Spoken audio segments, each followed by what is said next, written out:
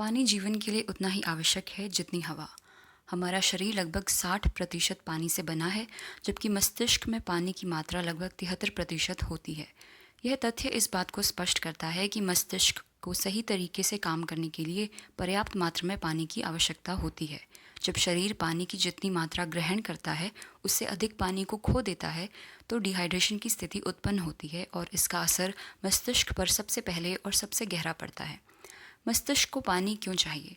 मस्तिष्क हमारे शरीर का सबसे जटिल और सक्रिय अंग है। यह हमारी सोच, भावनाओं, स्मृति, शरीर की गति और कई महत्वपूर्ण जैविक प्रक्रियाओं को नियंत्रित करता है। मस्तिष्क की कोशिकाओं के बीच सूचनाओं का आदान प्रदान इलेक्ट्रिकल और केमिकल सिग्नल्स के जरिए होता है और इन प्रक्रियाओं में पानी मुख्य भूमिका निभाता है। पानी मस्तिष्क के ऊतकों को गद्देदार सुरक्षा देता है, विषाक्त पदार्थों को बाहर निकालने में मदद करता है और आवश्यक रासायनिक प्रतिक्रियाओं को सुचारू रूप से चलने देता है। हल्के डिहाइड्रेशन के तत्कालिक प्रभाव। शरीर में केवल 1-2% पानी की कमी भी मस्तिष्क की कार्यक्षमता को प्रभावित कर सकती है। आम लक्षण ध्यान केंद्रित करने में कठिनाई, थकान और चिड़चिड़ापन, सिरदर्द, प्रतिक्रिया समय में कमी, हल्की भूलने की आदत। यह इसलिए होता है क्योंकि पानी की कमी से रक्त का गाढ़ापन बढ़ जाता है और ऑक्सीजन की आपूर्ति कम हो जाती है। सोचने और याददाश्त पर असर।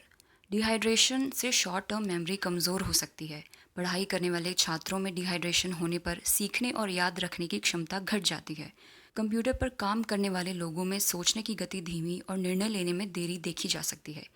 गंभीर डिहाइड्रेशन के खतरे। यदि डिहाइड्रेशन बढ़ जाए तो मस्तिष्क पर इसका असर और भी गंभीर हो सकता है। भ्रम और दिशा भूलना, मानसिक स्पष्टता में कमी, मति भ्रम, दौरे, बेहोशी, कोमा और यहाँ तक कि मृत्यु भी। लंबे समय तक पानी की कमी के परिणाम।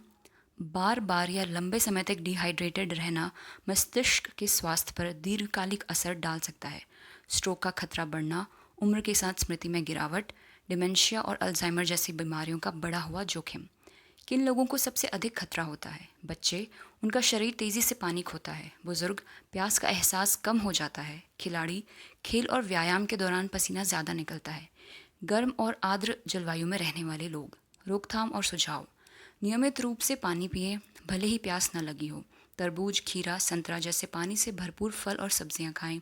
कैफीन और अल्कोहल का सेवन कम करें क्योंकि ये शरीर से पानी बाहर निकालते हैं। गर्मी में व्यायाम के समय पानी की मात्रा बढ़ाएं। मस्तिष्क की कार्यक्षमता बनाए रखने के लिए पानी आवश्यक है। डिहाइड्रेशन को हल्के में लेना आपके मानसिक और शारीरिक स्वास्थ्य के लिए हानिकारक हो सकता है। याद रखें, प्यास लगने का इंतज़ार मत करें, पानी पीते रहें।